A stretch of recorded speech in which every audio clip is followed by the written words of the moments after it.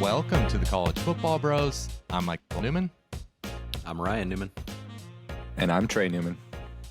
On today's episode, we are going to rank all 10 teams in the Big 12, so be sure to let us know your thoughts below or leave your own rankings in the comments. Take a look at those.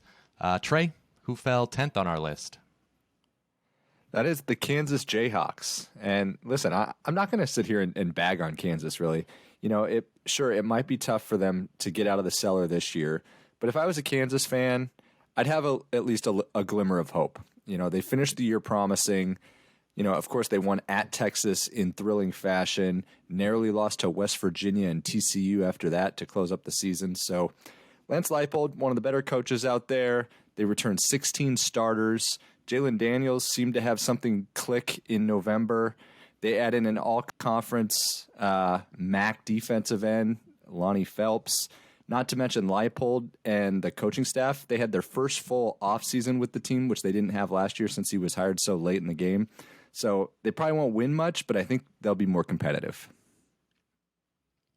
Yeah, I'm with you. I think they'll be pretty decent this year for them.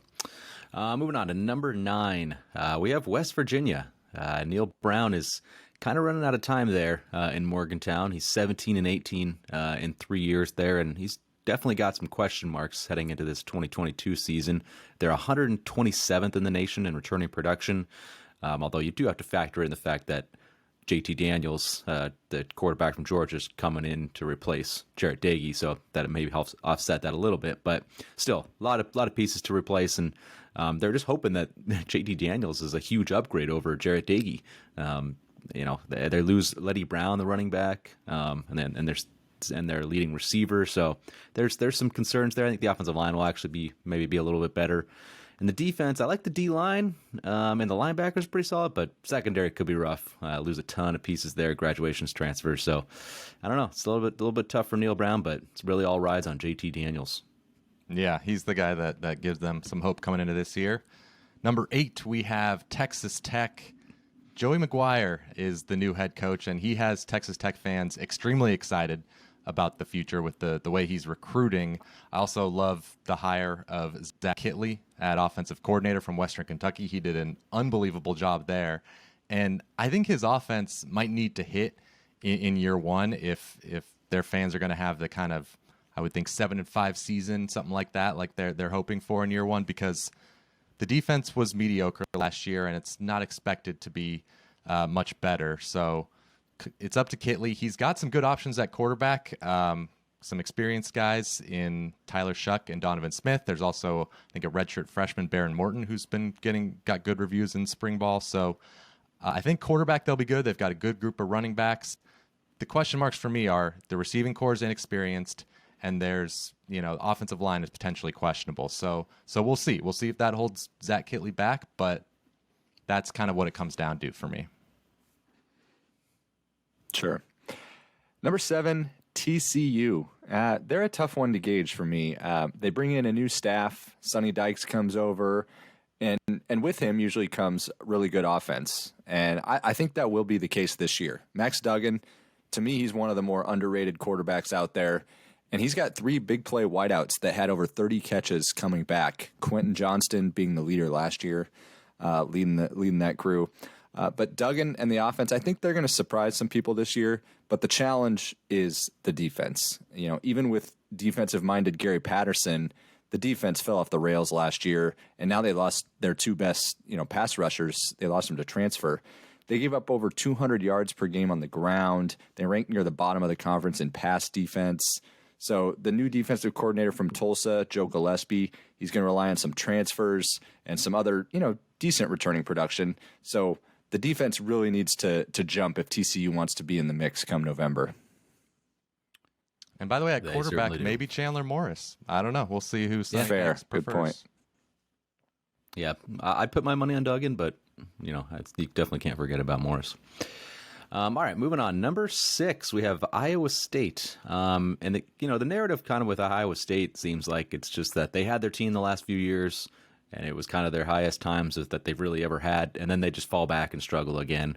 But I don't really think so. This team, I think, is going to be pretty good and surprise some folks. Matt Campbell must feel pretty confident about the quarterback, Hunter Deckers, because he didn't really seem to even try to go after a transfer quarterback. So the former 4-star QB, thinks probably thinks he should do pretty well. And Matt Campbell always gets the most out of that position, it seems. So I'm not too worried about that spot. Offensive line needs some work, but it wasn't very good last year. Hasn't been the best. And so I actually think it could be a little bit better this year, returning a few starters up front. Now, they have some tough replacements. Brees Hall, the running back, he was awesome. That's going to be tough. And then Charlie Kohler, tight end. Those are losses. There's no way to cushion the blow on that. That's going to sting.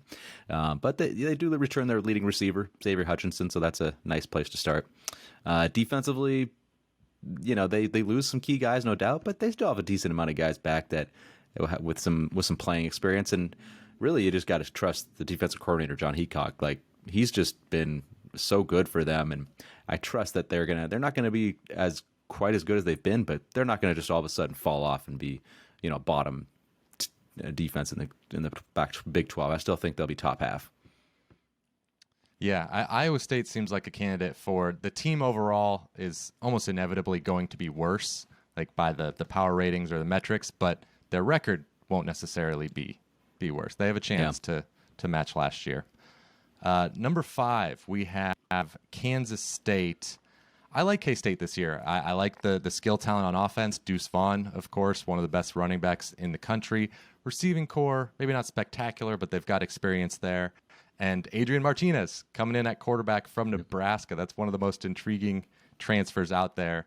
I think he's good. I think the combination of him and Deuce Vaughn could be pretty scary on the ground. So we'll see if it works out. The question I have is if, of course, Adrian Martinez can limit turnovers and maybe the Colin Klein's offense will fit his skill set better. We'll see. But especially behind an O-line that maybe has some question marks, that's something to watch out for. And then the defense will be good. They were 16th in SP Plus last year. They returned some great pieces, especially up front, including one of the best pass rushers in the country, Felix Anudike Uzama. But I think, replicating 16th, that just seems tough to do. Like when you're not, I don't know. It just, they especially they have some losses in the secondary at safety. So I would, if I'm putting an over-under for their defensive ranking, it would be lower than that, but it'll still be good. I'm with you. I like K-State. All right, number 4, Oklahoma State.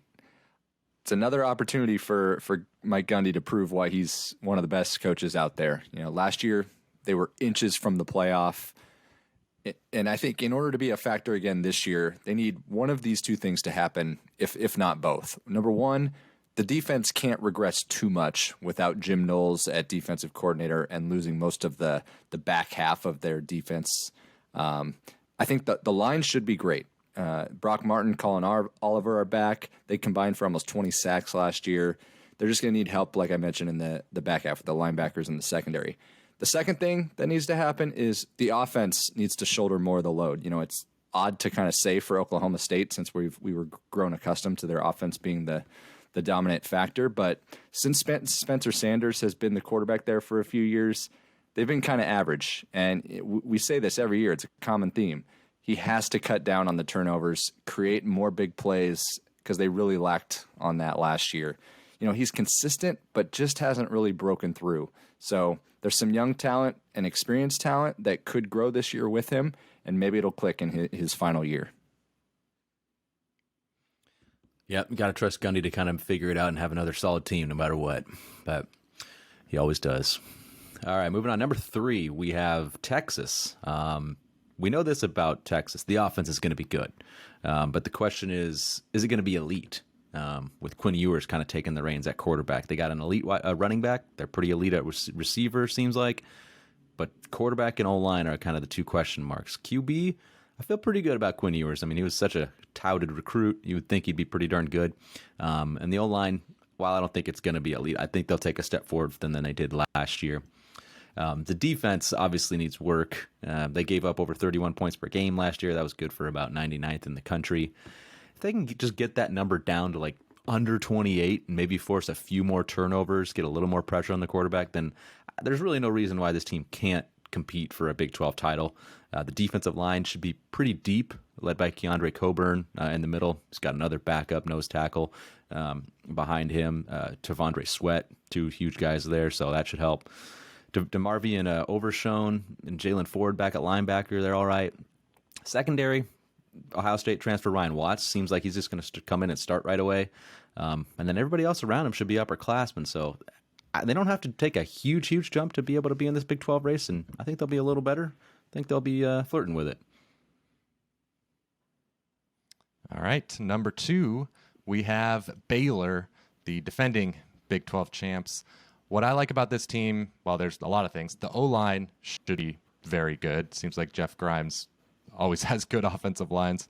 The quarterback, Blake Shapen, showed a lot of promise at the end of last year, enough promise that they chose him to of course, be the starter over Bohannon. Bohannon transferred. And the front 6 on the defense is insanely good. So that is all set. Whether they can repeat as Big 12 champs, to me, depends on the offensive skill talent and the secondary. So on offense, they lose their top 2 running backs, Abram Smith and Treston Ebner, combined for 2,400 rushing yards. So that is a lot of production to replace. And they lose every wide receiver who had more than 10 targets. So we'll see if Shapen's able to have a successful passing game with some question marks around him. And then in the secondary, they lose 5 of their top 7 in terms of snaps, including Jalen Petrie, of course, who was just a monster. He was everywhere on the field. So those are kind of the weaknesses to an otherwise super strong team. Well, I shouldn't say weaknesses. The secondary could still be good. It's just a lot to replace. But those are the question marks that cause them to be second, not first. Yep. And number 1, we've got Oklahoma. I know they lose Lincoln Riley and, of course, a few other marquee players to transfer, but they got a great new hire, Brent Venables, and a good new staff coming in, and they also hit the transfer portal hard. And it's not like they didn't have talent to begin with. So Dylan Gabriel comes in, was very productive and efficient at Central Florida. He gets reunited with a great offensive coordinator, Jeff Levy. Marvin Mims is back at receiver, had a ridiculous 22 yards per catch. Theo Weiss is back at receiver after kind of missing some time with injury. Eric Gray, a solid back, the old Tennessee transfer. And again, the defense is going to be the question mark. Losing edge rusher Nick Benito, lineman Perrion Humphrey, not ideal, but Winfrey. Venables. What did I say? Humphrey. Creed Close Humphrey. Yeah, exactly. Close. Yeah. Oprah's son Winfrey. So, anyways, he brought in some G5 transfers. Blend those in with some young blue chippers. It might be a case where the offense might need to carry the defense as that D gets experience and more accustomed to Venables' scheme before showing improvement late in the year. All right, let's take a look at the overall list here. Ryan, what are your general thoughts on the Big 12? I just had a really hard time coming up with the true number 1. Maybe you guys disagree with me, but it just seemed like a rotating door between. I could have put OU. I could have put Baylor. I honestly could have gone to Texas because if you just think that they're going to offense is just going to fire on all cylinders. Oklahoma State's been proven there the last couple of years. It was tough for me to just come up with a number 1 team.